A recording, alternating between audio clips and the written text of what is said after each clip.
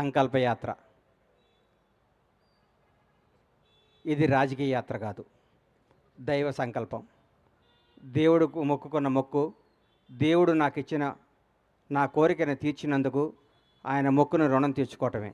దయచేసి ఇది రాజకీయ యాత్ర కాదు, ఏ రాజకీయ పార్టీలకు సంబంధం లేదు. ఇది నేను అభిమానంతో ఎంకన్న కొండకు ఇక్కడి నుంచి నడిచి వెళ్తున్నా. ముఖ్యంగా నాకు జన్మనిచ్చిన నా తల్లిదండ్రులకు, నాకు బతుకునిచ్చిన నా షాద్నగర్ గడ్డకు, 4.5 దశాబ్దాల కిందట ఈ ఊర్లో అడుగుపెట్టాం.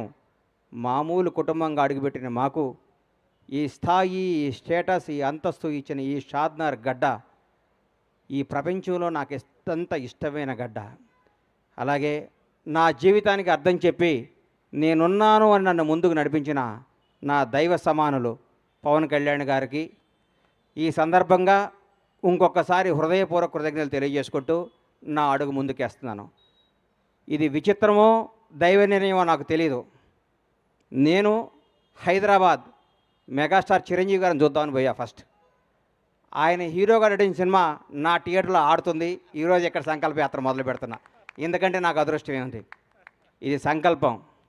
ఓ రోజు ఉదయాన్నే 4 4:30కి నేను నిద్రలేసే అలవాటు.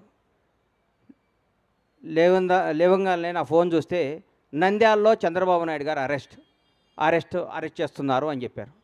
షాక్ అయిపోయాను. ఇదేంద్రా నాయన చంద్రబాబు గారిని అరెస్ట్ చేయటం అని. నేను అనుకున్నాను చంద్రబాబు గారిని గుంటూరు తీసుకొస్తారు, అక్కడ బెయిల్ ఇస్తారు. బెయిల్ ఇచ్చినాక ఒక నాయకుడు 15 ఏళ్ల పాటు ముఖ్యమంత్రిగా చేసిన మహోన్నత వ్యక్తి, 40 ఏళ్ల సుదీర్ఘ రాజకీయ జీవితం కలిగిన వ్యక్తి, ప్రపంచవ్యాప్తంగా తెలుగు వాడికి గుర్తింపు తీసుకున్న మహోన్నత శక్తి ఆయనకి ఎందుకు జరుగుద్దులే అనుకున్నాను. సాయంత్రం వరకు ఆ నిద్రాహారాలు మాని చూస్తూ ఉన్నాను, ఎప్పుడు వస్తుందా అని. రాంగాలే ఆయన జైలుకి పంపిస్తున్నామన్నారు. అప్పుడు కూడా మనసును చంపుకున్నాను. రాజమండ్రి జైల్లోకి వెళ్ళే లోపు డెఫినెట్గా సార్కి బెయిల్ వస్తుంది, ఏం కాదు ఇది కూడా ఆయనకి కూడా తెలుగు ప్రజలకు తెలుస్తుందిలే, ఇది నిజమేంటో అబద్ధమేంటో అనుకుంటూ ఉండగానే లోపలికి వెళ్ళారు. 1వ రోజు, 2వ రోజు, 3వ రోజు, 4వ రోజు అలా రోజులు గడుస్తున్నాయి. సార్ బయటికి రావట్లేదు. లోపల ఏం చేస్తున్నారని చిన్న టెన్షన్, చిన్న భయం స్టార్ట్ అయింది. ప్రతిరోజు ప్రతి క్షణం ఈయన ఎప్పుడు బయటకు వస్తారా అంటూ ఉండేవాళ్ళు. ప్రతిరోజు నేను అందరితో మాట్లాడుతూ ఉంటే నేను ప్రతిరోజు వాయిదా ఉన్నప్పుడల్లా సుప్రీంకోర్టుకి వెళ్ళటం జరిగేది. ఎందుకు, అందరికంటే ఆ తీపి వార్త, ఆ మంచి వార్త, సార్కి బెయిల్ వచ్చింది అన్న మాట నేనే వినాలి ఫస్ట్ అన్న స్వార్థంతో ప్రతిరోజు ఢిల్లీ వెళ్ళి కూర్చుంటూ ఉండేవాడిని. ఢిల్లీ వెళ్ళి కూర్చుంటే ఒకరోజు కంపల్సరీ ఈయనకి బెయిల్ వస్తుంది, అందరూ హ్యాపీగా ఉండండి అందరం అనుకోవటం జరిగింది. మాట్లాడుకున్నాం.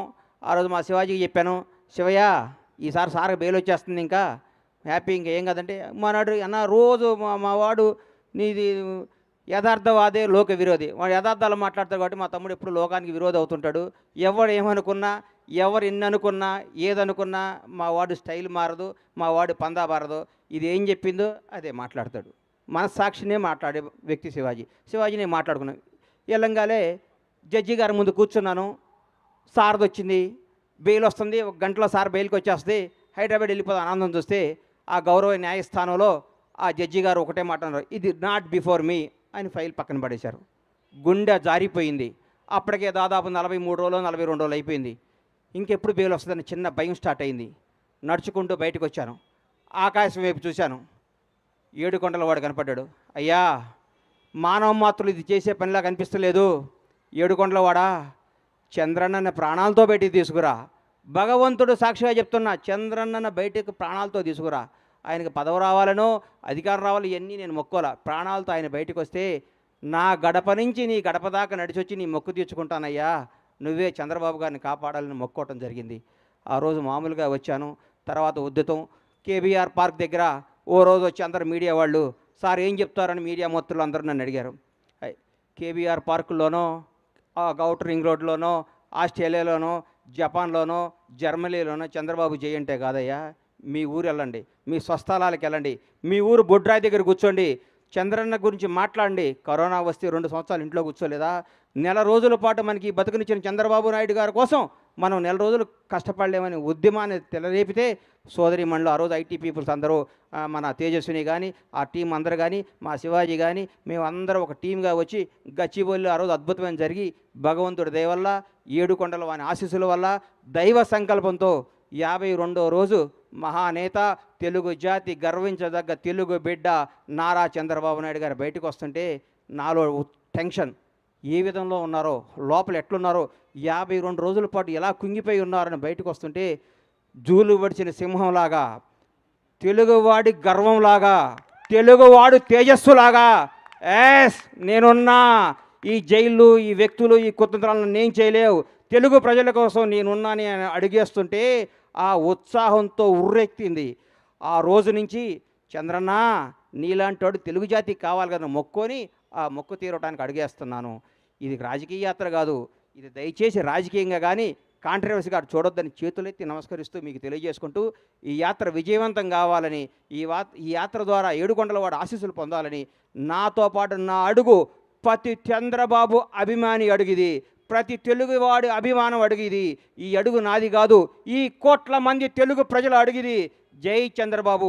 ఈ అవకాశం ఇచ్చిన ఏడుకొండల స్వామికి, నాకు సహకరించిన నా షాద్నగర్ ప్రజలందరికీ హృదయపూర్వక ధన్యవాదాలు తెలియజేసుకుంటూ మీ సహాయ సహకారాలు